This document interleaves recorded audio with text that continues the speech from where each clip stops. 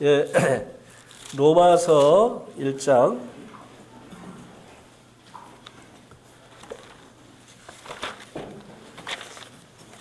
16절 17절입니다. 로마서 1장 16절 17절.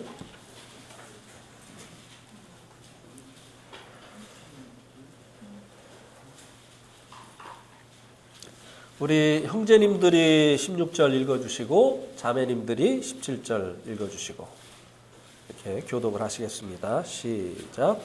내가 복음을 부끄러워하지 아니하노니 이 복음은 모든 믿는 자에게 구원을 주시는 하나님의 능력이 됨이라. 먼저는 유대인에게요 그리고 헬라인에게로다.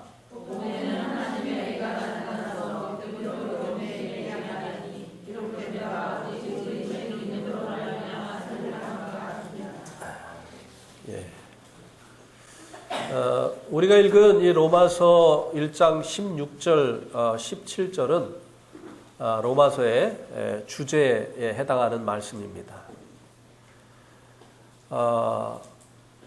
그 주제가 한마디로 하면 로마서의 주제가 복음이죠. 그래서 1절에 보면 사도 바울이 자신이 이 복음을 위해서 택정함을 받았다고 말씀해주고 있습니다. 하나님의 일꾼이 됐는데 무엇을 위한 일꾼이 됐느냐면 바로 이 복음을 위한 자신이 일꾼이 됐다라고 고백을 해주고 있는데요. 그래서 그는 어디든지 이 복음을 전하기를 원했습니다. 그래서 이 로마에도 복음을 전하기를 원했던 것이죠. 15절 말씀에 한번 보세요. 그러므로 나는 할 수 있는 대로 로마에 있는 너희에게도 복음 전하기를 원하노라. 자신의 그 사명이 복음 전하는 거였기 때문에 이 로마에 있는 이들에게도 복음을 전하기를 원했다고 말씀해 주고 있습니다. 이 16절과 17절은 다시 말씀을 드립니다만 이 로마서의 주제에 해당이 되는데요. 복음의 기능에 대해서 말씀해 주고 있습니다. 복음이 무엇이냐라고 하는 그 복음의 정의는 이미 이제 앞에서 해주고 있죠. 3절, 2절, 3절, 4절에 보면 복음에 대해서 이제 정의를 해주고 있습니다. 이 복음은 하나님이 선지자들을 통하여 그 아들에 관하여 성경에 미리 약속하신 것이라. 그래서 이제 구체적으로 그의 아들에 관하여 말하면 육신으로는 다윗의 혈통에서 나셨고 성결의 영으로는 죽은 자들 가운데서 부활하사 능력으로 하나님의 아들로 선포되셨으니 곧 우리 주 예수 그리스도시니라. 이게 이제 복음의 정의죠. 한마디로 말하면 맨 4절 마지막에 나와 있는 것처럼 복음은 주 예수 그리스도이십니다. 이게 하나도 빼놓으면 안 되는 것이죠. 주도 빼놓으면 안 되고 예수도 빼놓으면 안 되고 그리스도도 빼놓으면 복음이 안 되는 것입니다. 주라고 하는 것은 그분의 신성을 말씀해 주고 있는 것이고 예수라고 하는 것은 그분의 인성을 말해주는 것입니다. 왜 하나님이신 그분이 사람이 됐느냐? 그리스도가 되기 위해서. 이 그리스도에 대한 약속은 사람이 범죄한 후에 하나님께서 해주셨죠. 구원자입니다. 하나님이신 그분이 인간이 되신 그 이유가 사람이 죄로 인해서 타락했기 때문이고 이 타락한 인간을 구원하기 위해서 예수님께서 구원자가 되셨다라고 하는 것입니다. 이게 이제 복음의 정의예요. 예. 한마디로 말하면 주 예수 그리스도입니다. 그래서 이제 16절에서는 이 복음의 기능, 복음이 어떤 일을 하느냐라고 하는 것에 대해서 말씀해 주고 있는 것입니다. 스마트폰의 기능이 뭐뭐가 있죠? 5G. 지금은 이제 5G 그 시대라고 하는데 뭐뭐 하죠? 제일 처음에 통화, 그 다음에 문자, 그 다음에 끝. 끝. 사진도 찍잖아요. 예, 사진도 찍고 또 인터넷. 예, 그다음에 또 뭐도 하죠? 뭐예요? 뭘 5G라고 하는 거예요. 하나는 또 뭐죠? 그거 가지수 때문에 5G라고 하는 게 예. 통신 방식 때문에 5세대. 아, 그렇게 하는 거예요? 예. 나는 기능이 5가지라고 하는 걸로 그렇게 생각을 했어요. 5 제너레이션 해서 새로운 5세대 통신이어서. 아. 근데 기능이 이제 늘어나는 것을 얘기하는 거잖아요. 어쨌든. 예. 통신의 세대를 얘기해요. 통신의 세대. 신속성. 아, 신속성. 예. 어쨌든 스마트폰 하면은 여러 가지 그 기능을 가지고 있지 않습니까? 그래서 스마트폰의 기능이 뭐냐? 그러면은 우리가 이제 여러 가지 이 스마트폰을 통해서 할 수 있는 일들을 이야기를 하죠. 복음의 기능이 뭐냐 이 말입니다. 주 예수 그리스도를 통해서 하나님께서 하시는 일이 무엇이냐라고 하는 것을 이 로마서 1장 16절 말씀이 말씀해 주고 있습니다. 16절에 보면 이 복음은 모든 믿는 자에게 구원을 주시는 하나님의 능력이다. 복음의 기능이 바로 그것입니다. 구원을 주시는 하나님의 능력이다. 이게 복음의 기능이라고 하는 것입니다.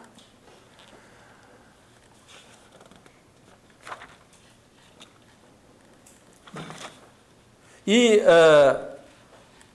구원을 주시는 능력이다라고 하는 이 말은 한편으로 무엇을 우리들에게 말씀해 주고 있느냐면요. 인간들이 구원이 필요한 상태에 있다라고 하는 것을 말씀해 주고 있는 것입니다. 그러면 이 복음은 인간들을 어디로부터 구원을 하는 것일까요? 지옥이요? 예.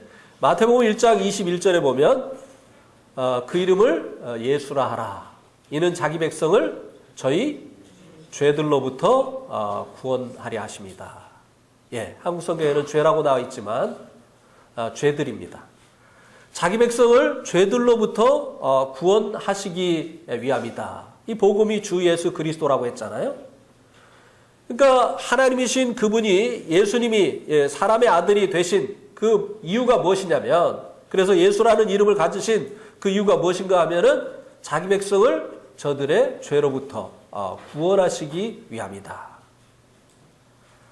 그래서 이 복음은요, 하나님께서 구원하시는 능력인데, 믿는 자들을 구원하시는 능력인데 어디로부터 구원을 하느냐? 바로 사람들을 그들의 죄들로부터 구원을 한다고 하는 것입니다.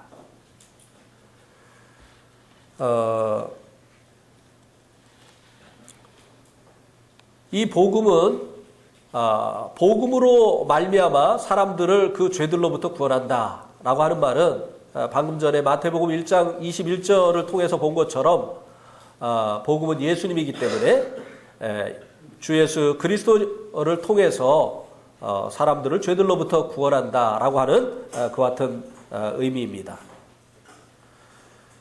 죄들로부터 구원을 한다고 하는 이 말의 더 구체적인 의미는요, 죄들로 말미암은 형벌로부터 구원을 하는 것이다라고 하는 의미입니다. 로마서 2장 6절을 한번 보시기 바랍니다. 로마서 2장 6절. 하나님께서 각 사람에게 그 행한 대로 보응하시나니. 하나님은요, 의로우시기 때문에 각 사람이 행한 대로 보응을 하십니다. 정확하게. 그래서 하나님의 심판대 앞에 서면 이제 우리들이 행한 일에 대해서 먼저 점검을 하시고 그 행한 것에 대해서 심판을 하십니다. 그래서 죄들로부터 구원을 받는다라고 하는 이 말의 의미는요, 이 죄로 말미암는 하나님의 죄에 대한 심판, 형벌로부터 구원을 받는다고 하는 그런 의미가 되어지는 것입니다. 하나님이 정하신 이 죄들의 싹이 무엇입니까? 죄의 싹은 뭐라고요? 사망. 예. 그래서 예수님께서 우리를 이 죄들로부터 구원하시려고 우리의 죄를 대신해서 죄가 요구하는 값인 이 죽음을 죽어주신 것입니다. 베드로전서 3장 18절 말씀이 그것을 말씀해 주고 있죠. 우리 한번 베드로전서 3장 18절 말씀을 보시겠습니다.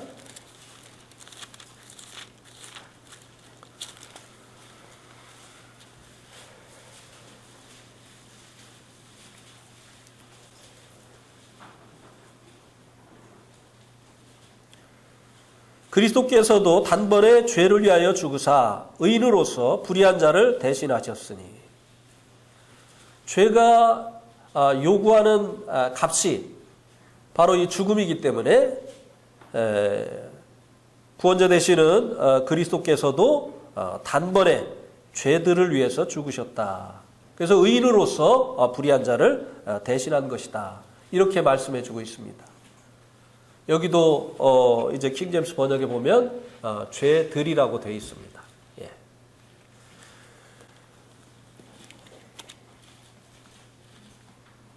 그래서 그런데 이제 이 복음은 죄들로부터 구원하시는 하나님의 능력이다. 그랬는데 그 앞에 믿는 자들을 구원하시는 능력이다라고 말씀해 주고 있습니다. 주님께서 이제 믿는 자들의 그 죄뿐만 아니라 믿지 않는 자들의 죄값까지도 다 담당해 주셨습니다. 요한일서 2장 2절 말씀에 보면 우리들을 위할 뿐만 아니라 온 세상을 위하십니다. 주님께서 화목제물이 되신 것은 우리들을 위하실 뿐만 아니라 온 세상을 위하십니다. 라고 말씀해 주고 있는 것이 그것을 말씀해 주고 있습니다. 그러면 예수님께서 온 세상의 죄를 다 담당해 주셨다고 한다면 모든 사람들이 구원을 받아야 되는 것이 아니냐라고 하는 생각을 할 수가 있습니다. 그래서 이 복음은요, 모든 자들을 구원하는 하나님의 능력이다 이렇게 말씀하지 않고 복음은 믿는 자들을 구원하시는 하나님의 능력이다라고 말씀해 주고 있는 것입니다. 이 복음으로 말미암아 구원을 받으려면 바로 이 복음이신 예수 그리스도를 믿어야 된다고 하는 것입니다. 이 복음은 모든 자들을 구원하는 하나님의 능력이 아니라 그 복음 대신 예수 그리스도를 믿는 자들을 구원하시는 하나님의 능력이라고 말씀해 주고 있기 때문에 그렇습니다. 그러면 이 구원, 복음으로 말미암아 얻는 이 구원은 죄의 형벌로부터 받는 이 구원뿐만이냐고 하는 것입니다. 아닙니다. 죄의 세력으로부터의 구원도 있습니다. 우리 한번 로마서 7장 14절을 한번 보시기 바랍니다. 로마서 7장 14절.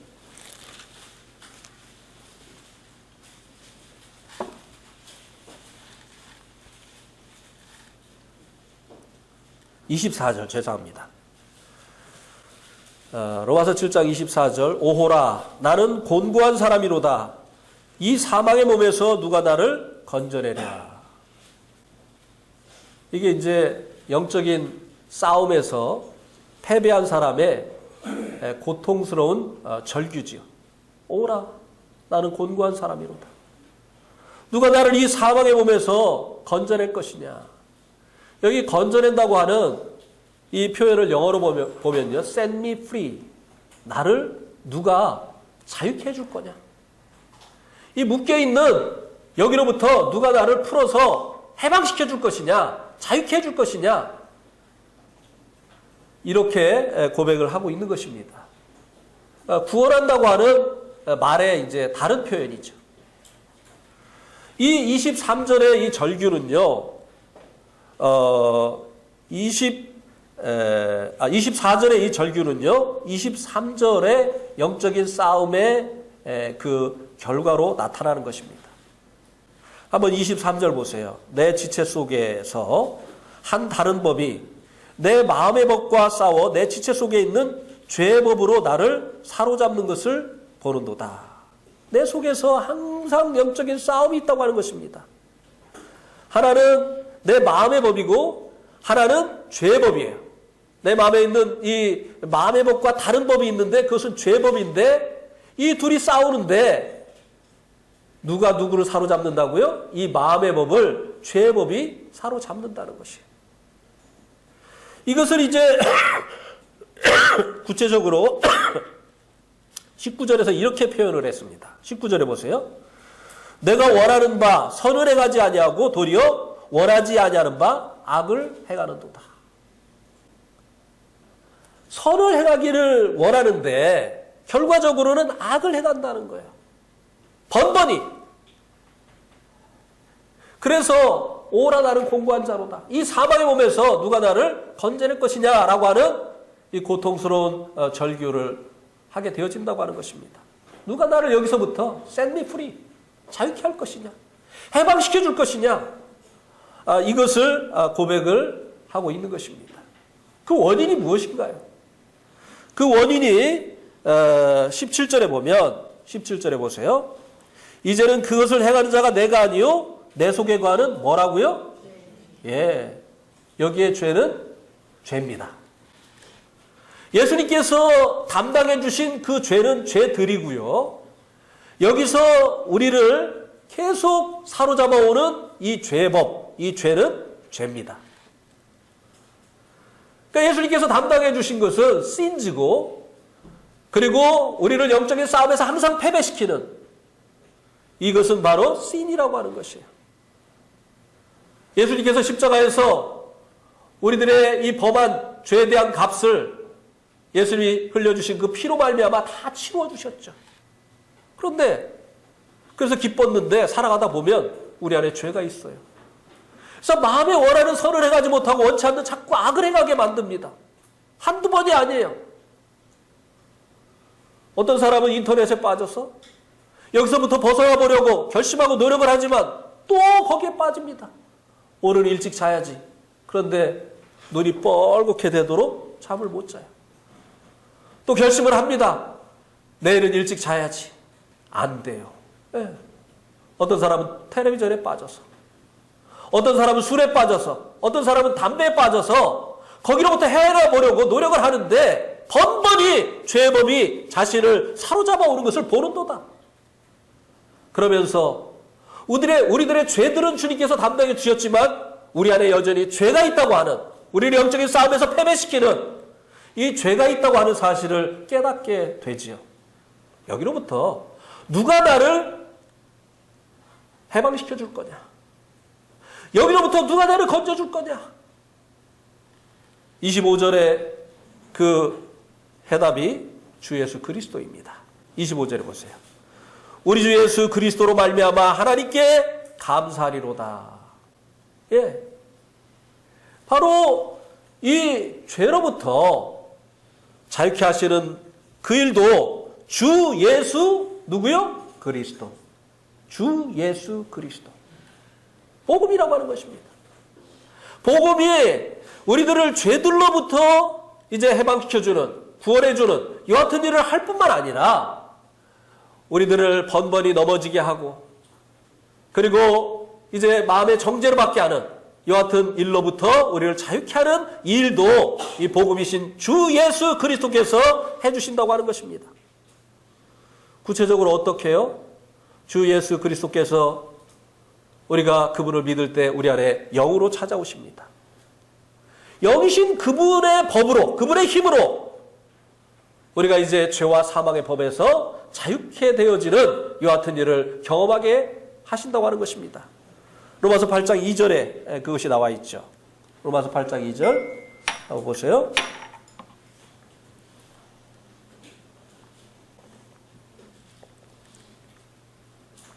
이는 그리스도 예수 안에 있는 생명의 성령의 법이 죄와 사망의 법에서 너를 어떻게 해요?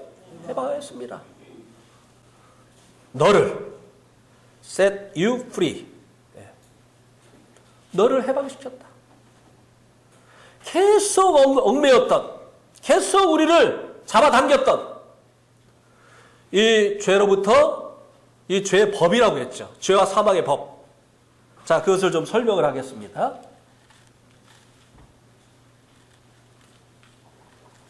자, 여기 보세요.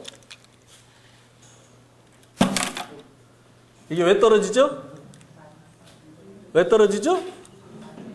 네, 만류인력의 법칙, 또 뭐라고 하죠? 중력의 법칙이라고 하죠. 이걸 누가 발견을 했습니까? 예, 아이작 뉴턴이 발견을 했습니다. 어느 날 사과나무 아래에 이렇게 있는데요. 사과가 뚝 떨어지는 거예요. 다른 사람들은 떨어지나 보다 다 그렇게 생각했는데 이 뉴턴은 왜 떨어질까를 생각한 거예요. 왜 떨어질까? 우리는 다 그냥 당연히 떨어진다고 생각하잖아요. 근데 이 뉴턴은요, 왜 떨어질까 생각을 했어요. 아, 보이지 않지만 지구 중심에서 잡아다니는 힘에 의해서 끌려가는 것이구나. 이 지구 중심에서 작용하는 힘이 있구나. 그것을 이 뉴턴이 처음으로 깨달은 것입니다. 이게요, 잡아다니는 힘에 딸려가는 거예요. 아이고, 이거. 아, 막, 저기서 막 잡아당기겠어요. 네. 나는 여기만 떨어지라고 했는데. 네. 잡아다니는 힘에 딸려가는 것입니다. 네. 죄에게도 힘이 있다는 거예요. 이 죄의 법이라고 하는 것은 죄의 힘을 얘기하는 것입니다. 중력, 그것은 힘을 얘기하는 거잖아요.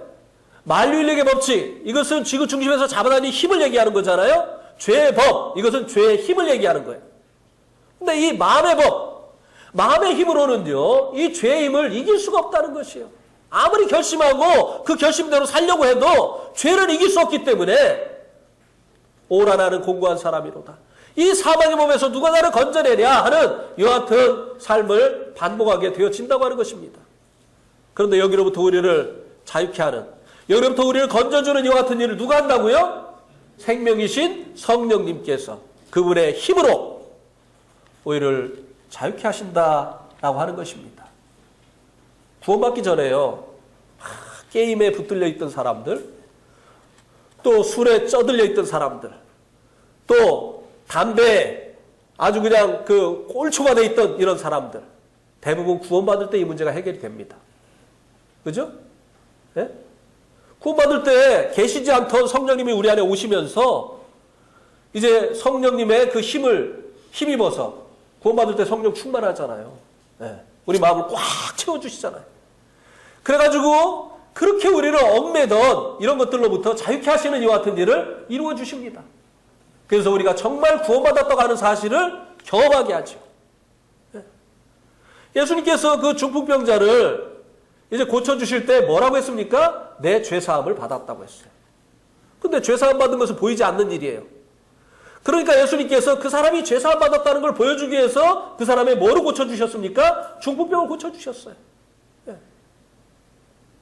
우리가 구원받게 될 때 어떤 복음을 지식적으로 이해하는 것뿐만 아니라 성령의 새롭게 하심, 성령님께서 우리의 마음에 오셔서 우리의 마음을 새롭게 하시는 이와 같은 역사가 일어나는 거예요. 그 결과로 매였던 이 죄의 법으로부터 자유케 하시는 이와 같은 역사가 일어나게 되는 것입니다. 대부분의 경우 그래요. 안 그런 사람도 간혹 있지만 구원받았다고 하는데 여전히 담배 피고 여전히 술 먹고 여전히 게임에 빠져있는 이런 사람들도 간혹 있어요. 그래서 자기도 헷갈리고 다른 사람도 헷갈리게 하는 이런 사람들이 가끔 있습니다. 정말 천국에서 볼지 안 볼지 갈 때까지 그냥 의심스러운 이런 사람들이 없잖아. 있어요.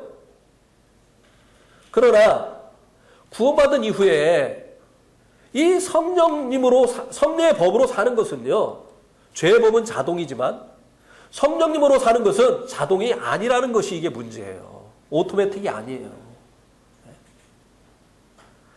죄의 법은 어떻게 해요? 강제적이에요. 내가 선을 행하기를 원하지만 악을 행하는 이유가 뭡니까? 뭐 때문이라고요? 죄 때문이라는 거예요. 핸드폰에 바이러스가 침투하면 우리가 원하는 대로 핸드폰이 작동을 합니까? 안 합니까? 우리가 원하는 대로 이 핸드폰이 작동을 안 해요. 바이러스가 원하는 대로 작동을 해요. 이 죄의 법은 강제적이에요. 근데 성령님은 절대 우리의 동의 없이 우리를 원하는 것으로 이끌고 가지 않으신다는 게 이게 문제예요. 그래서 성령의 생각을 우리가 쫓아야 되는 것이에요. 성령님의 인도하심을 받아야 되는 것이에요. 이제 이 구원받은 이후에 그래서 계속 육신의 요구를 따라서 살아가다 보면요. 어느 날 그것이 나를 사로잡게 되는 이런 때가 옵니다. 한두 번 몰래 이 야동 보고 이렇게 하다 보면은 어느 날 중독이 돼버려가지고 시간만 나면은 그렇게 되어지는. 그래서 그것을 안 보면 안 되는. 이거 뭐예요? 이게 중독된 거예요. 술도 마찬가지고 담배도 마찬가지고. 자기가 자기를 이제 통제할 수 없는 그런 상태에 이제 들어가는 경우가 있어요. 네. 그래서 계속 마음의 정죄를 받아요. 밤새도록 인터넷을 했으니까 자기가 하고 싶은 거 했으니까 마음이 후련해야 되잖아요. 근데 밤새도록 인터넷 하고 나가지고 아침에 일어나면 어떻죠? 네? 어때요 마음이? 자기가 하고 싶은 거 시커냈으니까 그냥 기분이 좋아야 되는데 아침에 일어나면 어때요? 껄쩍지근하고 그냥 후회스럽고 눈은 뻘겋고 막 그냥 아이고 내가 뭐 하는 거냐? 이러고 결심을 하는데 됩니까 안 됩니까? 중독된 사람이 이거 안 먹고 돼요 안 돼요? 안 되는 거예요. 자기 힘으로 노력하고 애써서 되는 게 아니에요. 여기로부터도 우리를 자유케 하시는 분이 누구시라고요? 성령님이에요. 성령님. 그러니까 이런 것들은요 차근차근 해나가야 돼요. 왜냐하면 한 방에 안 돼요. 한 방에 안 돼. 한 방에 되면 얼마나 좋겠습니까?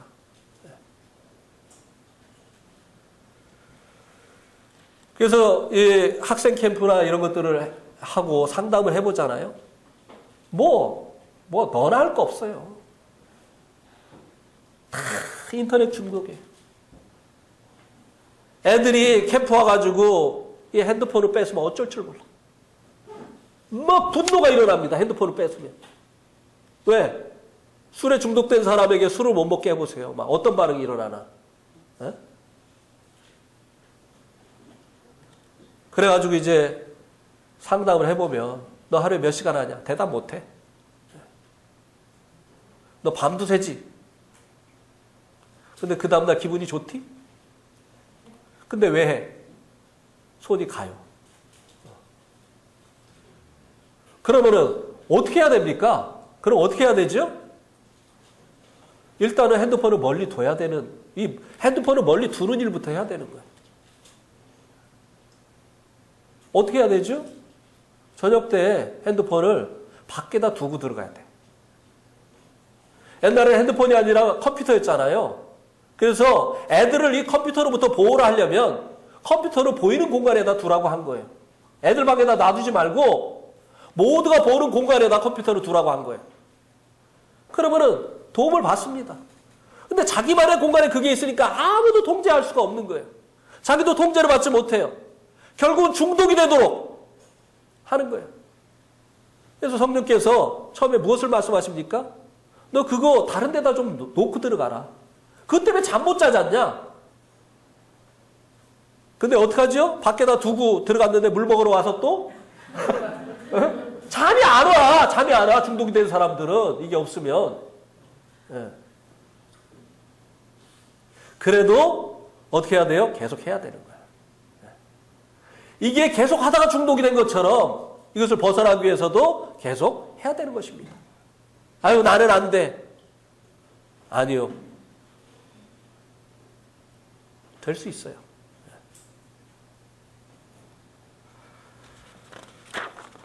그래서 이 복음이요, 이 죄들로부터만의 구원이 아니라 우리를 넘어뜨리는, 실제적인 이 삶 가운데서 우리를 넘어뜨리는, 그래서 자꾸 마음에 정죄되는 그 같은 일을 하게 하는 이 죄로부터 우리를 자유케 하는 이 같은 일도 이루어 가신다고 하는 것입니다.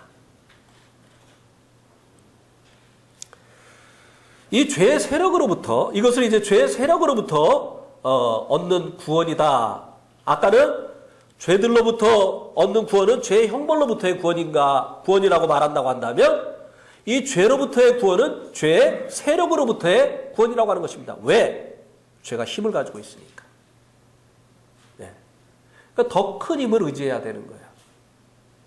물에 빠지는 사람이 물에 안 빠질 수 있는 방법이 있죠. 그죠? 어떻게 해요? 한 발이 빠지기 전에 그 다음 발 올려놓으면 되죠. 그게 아니라 안 빠지는, 물에 안 빠지는 하판이나 배 위에 올라타면 되는 거예요. 주님께서는 죄에 빠지셨습니까? 안 빠지셨습니까? 안 빠지셨어요. 아무리 유혹을 해도 끌어 잡아당겨도 주님께서는 죄에 빠지지 않으셨어요. 그러니까 우리가 이 죄에 빠지지 않는 방법이 무엇입니까? 그리스도를 의지하는 거예요. 그것이 방법이에요. 다른 방법 없어요. 아무리 결심하고 노력해도 안 됩니다. 그래서 이 죄의 세력으로부터의 구원은 언제 시작이 되느냐? 통치자가 바뀜으로 시작이 됩니다. 통치자가. 구원자가 아니라 통치자가 바뀜으로 시작이 되는 거예요. 우리 다시 한번 사도행전 7장 35절을 한번 보시기 바랍니다. 사도행전 7장 35절.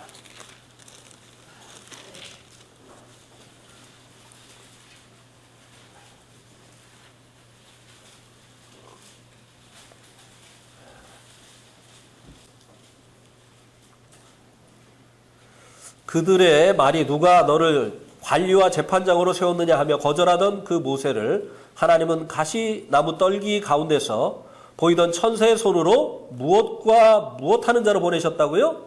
관리와 속량하는 자로서 보내셨다고 했습니다. 하나님께서 모세를 보내실 때요, 두 가지 직분을 줘서 보냈다고 하는 것입니다. 하나님께서 이 모세를 이스라엘 백성에게 무슨 목적을 가지고 보내셨죠? 아니, 무슨 목적을 가지고? 네, 애굽에서 건져내시기 위해서. 재앙으로부터 보호하시기 위해서요? 그게 하나님께서 모세를 애굽에 보내신 목적입니까? 궁극적인 목적은 애굽에서 건져내는 거예요. 재앙에서 보호받고 거기 계속 있으면 그게 무슨 구원이에요? 아니잖아요. 그래서 속량자의 직분만 주신 것이 아니라 관리, 룰러의 이 통치자의 직분을 이 모세에게 주었다고 하는 것입니다. 그래서 10번째 재앙의 때에 문설주와 임방에 어린 양의 피를 바르게 함으로 인해서 이 재앙으로부터 이스라엘 백성들이 구원을 받았죠. 이거는 죄의 형벌로부터의 구원을 상징하는 것입니다. 그죠? 우리가 이 죄의 형벌로부터 예수 그리스도의 이 보혈로 말미암아 이제 구원을 받았죠. 우리는 이제 심판에 이르지 않습니다. 그렇기 때문에 이제 이 우리가 지은 죄들에 대한 형벌도 받지 않아요. 지옥 가지 않는다 이 말이에요. 그런데 이제 이 그 물에 문설주와 임방에다 피를 바르고 그 집 안에서 무엇과 무엇을 먹으라고 했죠? 이 고기를, 불에 구운 고기를 무엇과 무엇? 무교병과 쓴나물과 함께 어떻게 먹으라고 했어요? 네, 허리에 띠를 띠고 발에 신발을 신고 손에 지팡이를 짚고 어떻게 해요? 급히 먹으라. 급히 먹으라. 왜 급히 먹으라고 했어요? 애굽에서 나가야 되니까. 이제는 애굽을 벗어난 첫째 날이 시작이 돼야 되니까. 그러기 위해서는 누구를 쫓아가야 돼요? 가지 말라고 하는 바로를 자기 통치자로 인정을 하고 살면 애굽을 벗어날 수 있습니까? 없습니까? 바로를 가지 말라고 해요. 네가 살 곳은 여기라는 거예요. 왜 나가느냐는 거예요. 그런데 하나님께서 이 모세를 보내시어서 모세를 이스라엘의 새로운 통치자로 삼으셨다는 거예요. 그러니까 띠를 띠고 손에 지팡이를 짚고 발에 신을 신고 급히 먹은 후에 새로운 지도자 모세를 쫓아가야 되는 것이에요. 통치자가 바뀌어야 되는 것이에요. 그때 비로소 애굽에서 벗어나게 되어지는, 바로의 통치로부터 벗어나게 되어지는 참된 구원이 이루어진다고 하는 것입니다. 그죠? 이 죄의 세력으로부터의 이 구원을 상징하는 것이에요. 죄의 형벌로부터의 구원은 어린 양의 그 보혈로 인해서 되어졌지만 죄의 이 세력으로부터의 구원, 이 바로로부터의 벗어나게 되어진 것은 모세를 통치자로 이제 믿고 따름으로 인해서 경험하게 되어졌다고 하는 것입니다. 그래서 이 죄의 세력으로부터의 구원은 통치자가 바뀜으로 시작이 되어진다고 하는 것입니다. 그래서 다시 한번 사도행전 5장 31절 한번 보세요. 사도행전 5장 31절에 보면 이스라엘에게 회개함과 죄사함을 주시려고 그를 오른손으로 높이사 무엇과 무엇으로요? 임금과 구주로 삼으셨다. 예수님을 임금님과 구원자가 되게 하셨다는 거예요. 네. 구원자뿐만 아니라 예수님을 임금으로 삼으셨다는 거예요. 그러니까 우리가 이 죄의 형벌로부터 구원받기 위해서 예수 그리스도가 나의 구주라고 하는 사실을 믿었습니다. 이 죄의 세력으로부터 구원받기 위해서 예수님이 나의 임금이 되셔야 되는 거예요. 그가 나를 통치하셔야 되는 거예요. 그가 나를 다스리도록 내 인생에 대한 권리는 이제 예수님 당신에게 있습니다 라고 내어드려야 돼요. 이제는 내 뜻을 이루기 위해서 주님 도와주세요 이게 아니에요. 신앙생활은. 많은 사람들이요 예수님을 자기 조력자로 알고 있어요. 그래서 자기 인생을 자기 마음대로 살아가다가 어려운 일이 닥칠 때만 주님 도와주세요. 그게 아니에요. 주여 내가 무엇을 하리까? 이제 내 인생은 주님의 것입니다. 주님의 뜻이 무엇입니까? 내 인생에 대한 권리는 당신에게 있습니다. 이거예요. 그러니까 주님을 섬기는 것도요. 남는 거 가지고 주님 섬기는 게 아니에요. 시간 남은 교회 오는 게 아닙니다. 주님에게 나와야 되는 시간을 가장 귀한 시간을 떼어 놓아야 되는 거예요. 이게 주님께 내 권리를 내어 드린 거죠. 예? 그거 아닙니까? 여전히 내 거잖아요. 그러니까 내 시간 나면 주님 그거 꼭평 드시라는 거 아니에요? 예? 이 통치자가 바뀌어야 되는 거예요. 통치자가 바뀐다고 하는 것은 권리를 그분에게, 내 인생에 대한 권리를 그분에게 내어 드리는 거예요. 그럼 내 인생 어디로 가냐? 많은 분들이 이렇게 하죠. 예? 그러면 내 인생 어디로 가냐? 주님께 다 내어 맡기면 천국으로 가요. 이 땅에서도 천국을 맛본다니까요. 예. 그게 하나님 나라예요. 내 인생의 권리를 그분에게 다 내어 드린다고 하는 것은 그분이 나의 왕 되신다는 거 아닙니까? 주님이 나의 왕 되시면 내가 주님 나라가 되는 거예요. 그때 하나님 나라는 성령 안에서 의와 희락과 뭐라고요? 평강이다. 이 땅에서 천국을 맛보게 되어지는 거예요. 내 인생 내 거니까 왜 내가 누구에게 내줘 하면서 자기 마음대로 살면 어떻게 됩니까? 그게 지옥이에요. 그게 평안도 없고 기쁨도 없고 이것을 얻어봐도 저것을 얻어봐도 왠지 만족이 없고 끝도 없고 더 목마르고 이 비밀을 모르는 거예요. 그러니까 맨날 계산기 두드리고 자기 인생의 권리를 주님께 못 내드리는 거예요. 그 나머지 갖고 주님 섬기는 거예요. 주님이 무슨 구걸하시는 분입니까? 시간 나면은 주님 앞에 오고 물질도 주님 앞에 남는 거 드리고 이거는 통치자가 안 바뀐 거예요. 네? 안 바뀐 걸 수도 있고 바뀌었는데도 정신 못 차리고 있는 거예요. 지금 회개해야 돼요.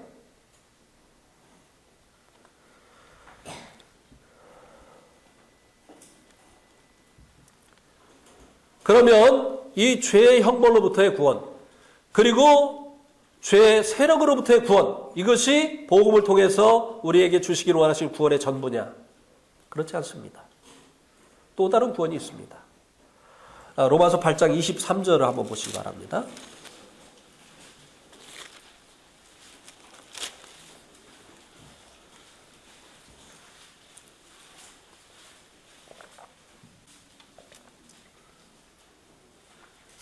그뿐 아니라 또한 우리 곧 성령의 처음 익은 열매를 받은 우리까지도 속으로 탄식하며 양자될 것 곧 우리의 몸의 속량을 기다리느니라. 이제 최종적인 구원이 남아있는데요. 그게 뭐냐면요. 몸이 이제 변화되어지는 거예요. 부활의 몸으로.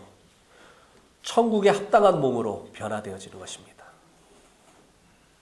이 최종적인 이 구원이 남아있죠. 네. 주님이 오시는 그날에 이 일이 이루어지게 되는 것입니다. 중국 진나라의 시왕이 그냥 그 왕이 되고 나니까 너무 좋아요. 그러니까 자기가 늙는 게 너무나 아까워. 늙어서 죽으면 이 좋은 거 다 이제 그 허사가 되잖아요. 그래서 그가 생각한 것이 무엇입니까? 불로초. 먹으면 늙지 않는 이 약초를 얻고 싶었어요. 그래서 이제 자기의 신하들을 각 나라로 보냈습니다. 한국에도 왔죠? 어디로 왔는지 아세요? 예? 통영으로 왔어요? 제주도로 왔다고 저는 알고 있어요. 제주도 정방폭포에 거기 그 글이 써 있어요. 그리고 그 위에 그것을 설명하는 그 사원이 있어요. 예. 통영에는 뭐가 있어요? 네? 굴이 있어요? 통영에? 아, 통영 굴. 에이, 그거는 가짜 뉴스다. 이게 사람들이 이 부귀영화를 맛보면 그 다음에 뭘 생각합니까? 어떻게 하면 이 죽지 않고 살 수 있을까? 이것을 생각하잖아요. 그런데요, 이 몸을 성경은 무슨 몸이라고 얘기합니까? 로마서 6장에서 이 몸을 무슨 몸이라고 해요? 죽을 몸. 어차피 이건 죽을 몸이에요. 그러니까 우리에게 안 죽을 몸이 필요한 거예요. 영원히 천국에서 살기 위해서는 이 몸이 변화되어야 되는 거예요. 그러니까 솔직히 어디다가 우리가 투자를 해야 되겠습니까? 여기다가 투자하고 뭐 아유, 여기다 적당히 하세요. 여기다가 적당히.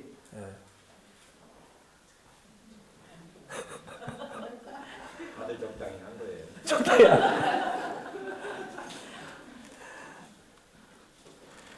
막 그냥 우리 정형님이 머리라는 약을 개발하니까 막 그냥 사람들이 막 그냥 너도나도 그냥 막 그냥 샀었잖아요. 네?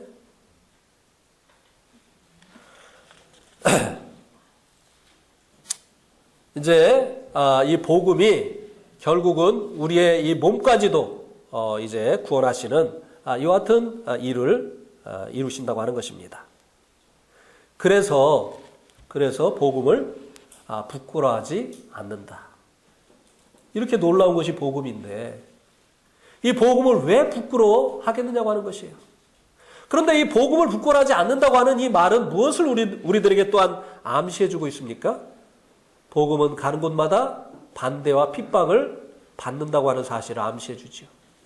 우리 한번 사도행전 28장 22절 한번 보세요. 사도행전 28장 22절.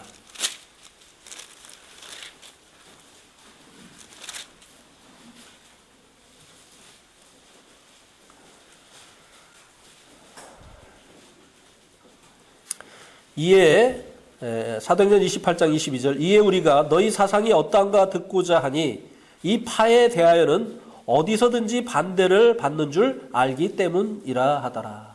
도대체 이 파는 왜 이렇게 가는 곳마다 반대를 받는지 궁금했어요. 유대인들이. 로마에 살고 있는. 그래서 듣고자 했어요.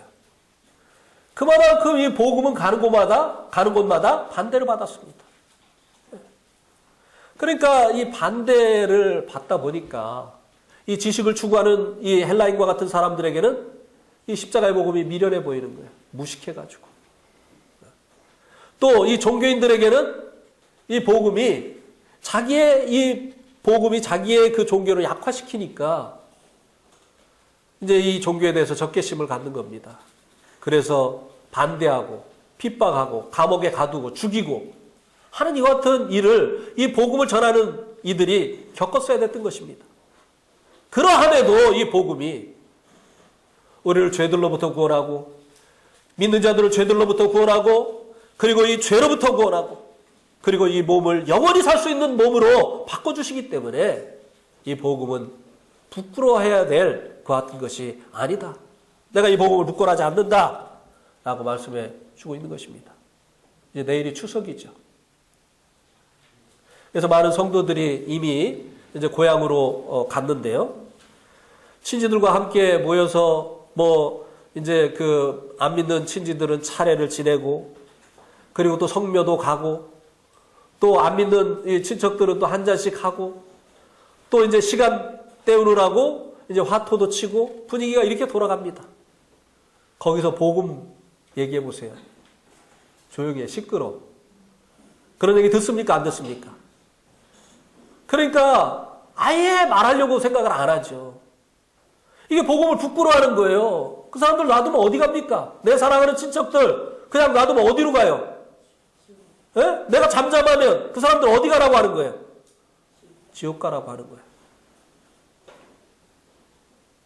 그래서요, 아예 모이면 그냥 우리 추도식 합시다 이래가지고 그냥 말씀 전하는 걸로 만들어 버리세요. 그냥 아예 그냥.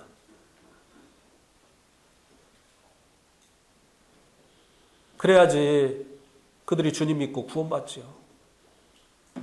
우리들이 잠잠하면 누구에게 복음을 듣습니까? 정말 그들 사랑하지 않습니까? 사랑하는 우리가 그들에 대해서 잠잠하면 누가 그들을 사랑해서 그들에게 복음을 전해줄 수 있겠느냐고 하는 것이. 같이 어울려서 그 분위기 속에서 지나고 나면 공허하지 않습니까? 네?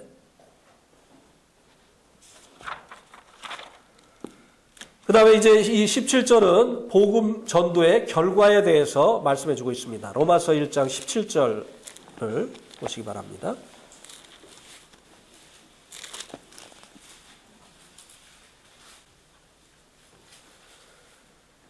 복음에는 하나님의 의가 나타난다고 하는 것입니다. 그래서 이 복음을 전하면요, 사람들의 죄가 드러납니다. 그래서 이 로마서 1장에는 이방인들의 죄에 대해서 쭉 말씀을 해주고 있죠. 로마서 2장에서는 이제 유대인들의 죄에 대해서 말씀을 해주고 있습니다. 그러면서 3장 10절에서는 의인은 없나니 하나도 없다. 23절에서는 모든 사람이 죄를 범했다. 그래서 하나님의 영광에 이르지 못한다. 그래서 이 복음에는요, 하나님의 의가 나타나는 이런 결과가 일어나게 되어진다고 하는 것입니다. 그래서 이 복음을 전하면요, 사람들이 자기의 죄를 보게 되어 있고, 그리고 자기가 죄인인 것을 깨닫게 되어 있다고 하는 것입니다. 복음을 전하는데도 자기의 죄를 보지 못하고, 복음을 전하는데도 사람들이 자기가 죄인인 것을 깨닫지 못한다고 한다면 그것은 복음이 아니에요. 그것은 달콤한 유혹입니다. 그러니까 이 복음에 하나님의 의가 나타나서 이 복음을 통해서 자기의 죄들을 보고, 그리고 자기가 죄인인 것을 깨닫고 예수를 믿어야 그 사람이 죄로부터 떠나지요. 그냥 면죄부만 받아가지고 더 그냥 더 방종하고 방탕하는, 이게 구원파 아니겠어요? 그죠?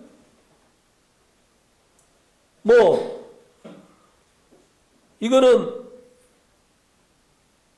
믿음이 아니고 행위니까 이렇게 하면서 돈을 버는 수단과 방법을 가리지 않습니다. 이거는 행위니까, 우리가 믿음으로 구원받으니까 이러면서 돈을 버는데요, 수단과 방법을 안 가려요. 그래서 그리스도인이 해서는 안 되는 일들도 막 합니다. 도대체 뭐를 해가지고 돈을 버는지 몰라요. 왜? 이거는 행위니까. 우리는 믿음으로 구원받으니까. 복음에 하나님의 의가 드러나서 이 죄들을 보게 하고, 그리고 자기가 죄인인 것을 알게 해야 되는데 그냥 죄사함만 얘기하니까 이건 면죄부예요. 면죄부. 더 방종하고 더 방탕하는 이런 일들이 일어나는 것입니다. 그러나 이 복음을 통해서 이 죄들이 드러나고 사람들이 자기가 죄인인 것을 깨닫게 하는 것은요, 그들이 회개하고 예수님을 믿게 하기 위함입니다. 의사가 병원에 온 그 환자를 진단을 해서 그 병을 알게 해주는 이유가 그 사람을 부끄럽게 하려고 하는 것이 아니지 않습니까? 그 사람을 치료하기 위해서 먼저 이제 그 사람을 진단을 해서 그 사람의 병을 알게 해주는 이와 같은 일을 하는 것이 아니겠습니까? 로마서 3장 25절 26절을 보겠습니다.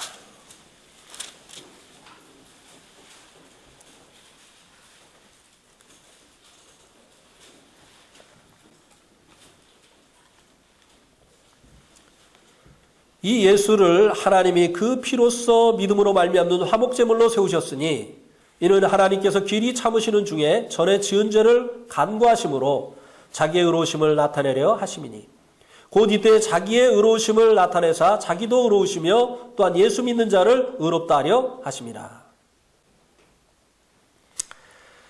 하나님께서 그 피로 인하여 믿음으로 말미암는 예수님을 화목제물로 세우셨다. 이 세우셨다는 말이요, 영어 성경에 보면 디스플레이했다 그렇게 되어 있습니다.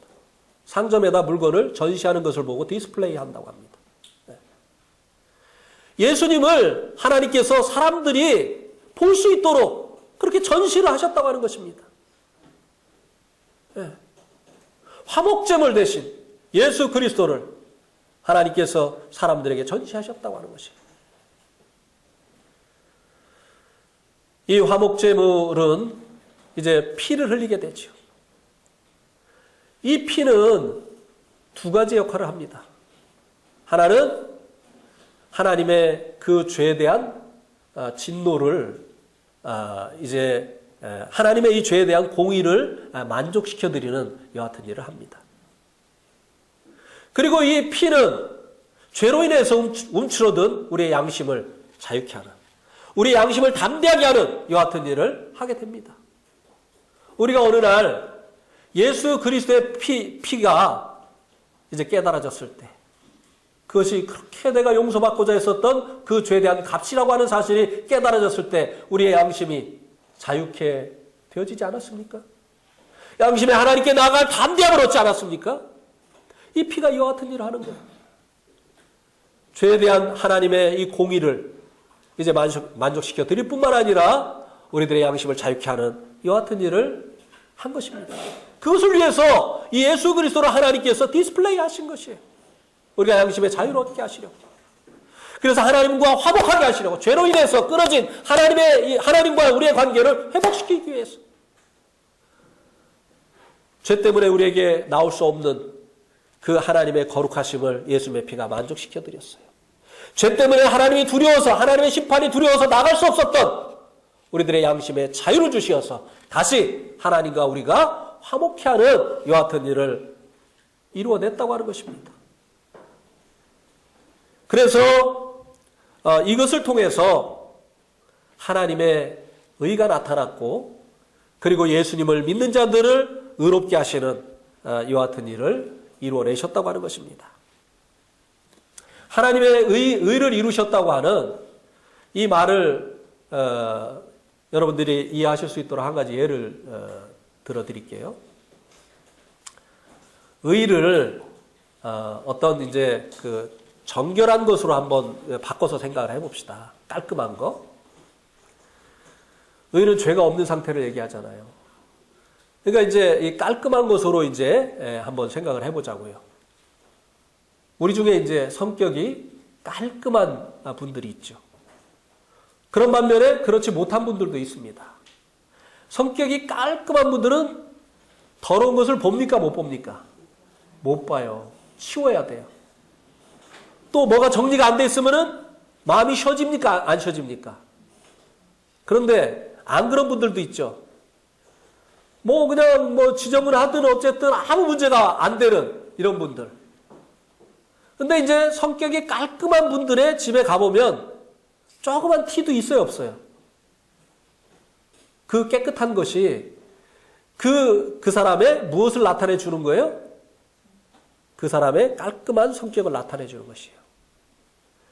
예수님의 그 피를 통해서 우리의 죄를 없애셨다고 하는 것, 우리의 죄들을 없애셨다고 하는 것, 이것은 무엇을 나타낸 것이라고요? 하나님의 의로우심을 나타낸 것이다, 이 말입니다. 하나님은요, 죄를 청소하지 않으면 견딜 수 없는 분이에요. 그래서 하나님께서 예수 그리스도의 그 이 피로 말미암아 우리들의 모든 죄들을 다 청소해 내심으로 인해서 그분이 얼마나 의로운 분이시냐, 죄는 눈뜨고 보실 수 없는 분이다 라고 하는 것을 이것을 통해서 나타내 보여주신 것이라고 하는 것입니다. 그리고 예수님을 믿는 자들을 어떻게 했다고요? 의롭다. 이 하나님의 의는요, 우리들의 죄를 죄로 드러나게 합니다. 그죠? 그죠? 예. 네. 그런데요, 하나님의 의는요, 우리들의 의도 더러운 옷과 같다고 얘기를 합니다. 우리가 생각할 때 이것은 깨끗한 것이고 깔끔한 것이라고 생각하는 것도 하나님 보실 때는 뭐라고요? 더러운 걸레 같다. 이것입니다. 그러니까 하나님의 이 의의 수준이 얼마나 높은 것인가를 우리가 알 수 있잖아요. 우리의 의와도 비교가 안 되는 것이 하나님의 의예요. 그런데 그 의로우신 하나님께서 우리를 어떻게 했다고요? 의롭다. 이게 엄청난 일입니까? 아닙니까? 우리 같이 더러운 자들을 하나님께서 예수님을 믿는 그 믿음 하나를 보시고 어떻게 해요? 하나님의 의로 우리를 의롭다고 하신 거예요. 이게 얼마나 놀라운 것입니까? 그 의로우신 하나님께서 우리를 의롭다. 너는 죄 하나도 없다. 이렇게 선포를 하셨다고 하는 것입니다. 무엇 때문에? 예수 그리스도께서 우리의 화목제물이 되셨기 때문에. 예수 그리스도께서 우리의 죄를 위한 그 값을 피로 흘려주셨기 때문에. 우리의 믿는 믿음을 의로 여기시고 우리를 하나님께서 의롭다. 하나님의 그 의로우심으로 우리를 의롭다. 네. 뭐 그냥 조직깡패 두목이 의롭다고 하는 거 그건 아무것도 아니에요. 네? 그 사람들이 의롭다고 하는 거는요. 의리 지키는 거 막 그냥 다른 사람의 목숨을 해치고라도 의리 지키는 거 이건 의롭다고 하잖아요. 네? 하나님의 그 의로 우리가 의롭다함을 얻었다고 하는 거. 이게 엄청난 것입니다.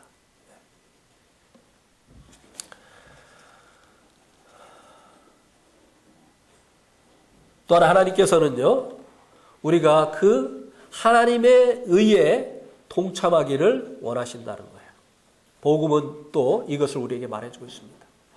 하나님의 의로 우리를 의롭다 하실 뿐만 아니라 그 의에 우리가 동참하기를 원하신다고 하는 것입니다. 로마서 8장 29절 한번 보세요.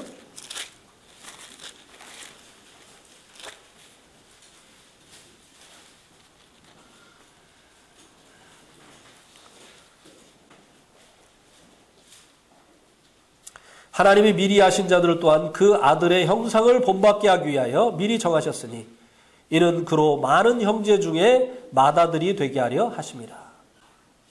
예수님이 하나님의 의잖아요.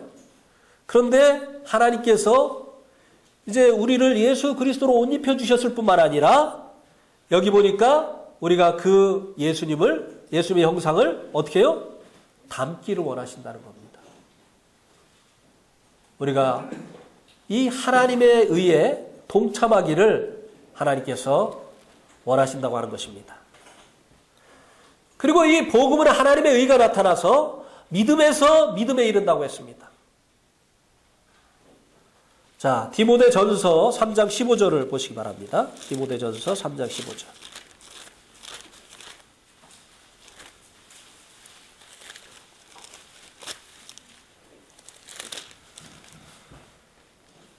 만일 내가 지체하면 너로 하여금 하나님의 집에서 죄송합니다. 디모데후서 3장 15절.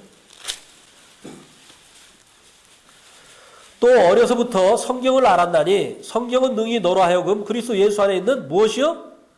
믿음으로 말미암아 구원에 이르는 지혜가 있게 하셨느니라. 믿음이 어디에 있다고요? 우리 안에 있다고요?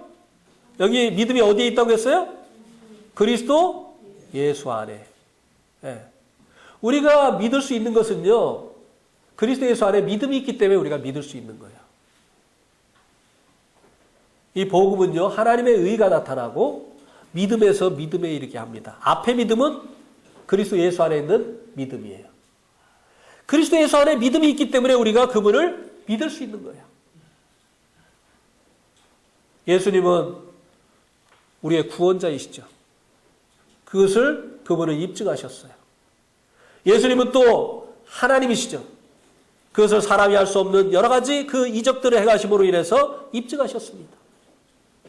그래서 이 예수님 안에 믿음이 있다고 하는 것을 우리들에게 보여주셨어요. 그래서 예수님 안에 믿음이 있기 때문에 우리가 믿는 것이에요. 이게 무슨 말이냐면요. 맨날 거짓말하는 사람 있죠. 네? 돈 빌려달라고 할 때는 내가 언제까지 꼭 갚겠다고 이래놓고 그 날이 됐는데 나타나질 않아. 이런 사람 다음에 와서 돈 꿔달라고 하면은 믿을 수 있어요, 없어요? 꿔줄 수 있어요, 없어요? 이 사람 안에 믿음이 있어요, 없어요? 믿음은요, 내가 믿음이 좋아서 믿는 게 아니에요. 믿음의 대상이 믿을만 할 때 믿는 것이에요. 우리의 믿음은요, 믿음의 대상에게 있기 때문에 그것이 우리 안에 오는 것이에요.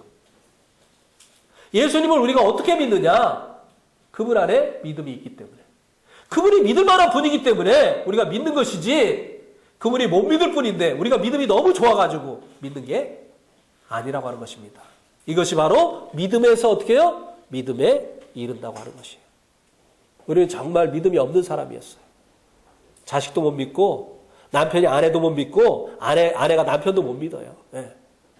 정말 우리가 믿음이 없는 사람이에요. 예. 그런데 우리 주님 안에 이 믿음이 있기 때문에 그 믿음으로 말미암아 우리가 주님을 믿게 되어졌다고 하는 것입니다. 마지막으로 의인은 믿음으로 살리라. 요엘서 2장 4절에 있는 말씀이죠. 이 말이 무슨 말이냐면요. 이 믿음으로 말미암아 우리가 의롭다고 그렇고 믿음으로 말미암아 구원을 얻고 믿음으로 말미암아 영생을 얻는 것은 새롭게 나타나는 것이 아니라고 하는 것입니다. 구약도 이것을 말씀해 주고 있다고 하는 것입니다. 의인은 믿음으로 말미암아 살리라. 우리가 생명을 얻는 것은 믿음으로 되어지는 것이지 구원을 얻는 것은 믿음으로 되어지는 것이지 우리의 행위의 대가로 얻는 것이 아니다라고 하는 것을 구약 말씀을 통해서도 말씀을 해주고 있는 것입니다. 내 아버지의 뜻은 아들을 보고 어떻게 해요? 믿는 자마다 영생을 얻는 이것이다. 하나님이 세상을 이처럼 사랑하사 독생자를 주셨으니 이는 저를 본받는 자마다 그처럼 사는 자마다 그처럼 겸손한 자마다 온유한 자마다 뭐라고 했습니까? 믿는 자마다 영생을 얻는다. 영생, 구원, 의롭다 다 믿음의 원리라고 하는 것입니다. 이것은 새롭게 이제 예수님이 오셔서 만들어낸 원리가 아니라 구약에서 말씀해 주고 있는 이 원리라고 하는 것을 이 마지막 말씀을 통해서 말씀해 주신 것입니다.